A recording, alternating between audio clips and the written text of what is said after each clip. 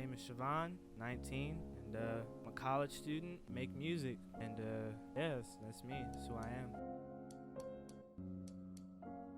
I like to consider myself a storyteller. So a lot of the time when I'm making music, it's just usually me trying to create like a scenario or try to tell a certain moral or theme through it. So for example, on my last project, I had this song called Kane and Lucifer, and basically what it was a story.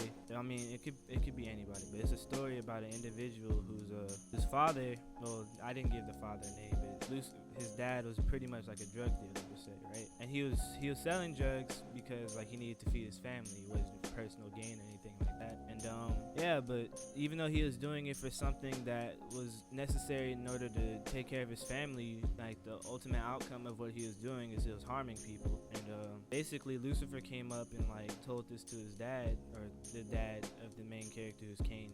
But essentially Lucifer got Kane's dad to pretty much start smoking the drugs that he was selling. So his dad got addicted to it, and then everything just went downhill from there. And pretty much like it comes down to Kane, and then he ends up kind of emulating like the situation his dad was going through. And pretty much he's just placed in a situation where he feels like no one really cares, and like no one cares about him, and like he has no other option but to go through and do all these messed up things. And ultimately the story, like the moral of the story, or like what the idea I was trying to portray through it, was pretty much there are people in this world, we see them every day. There are people who are placed in a certain situation where they feel like no one cares and there's nothing they can do but the messed up stuff that they do. And a lot of the times when you think about like the crimes people commit or like things like that, you start off judging them essentially, and you paint this picture of what that person must be, but don't know the reasoning behind their actions of why they do what they did. Because 9 times out of 10 it's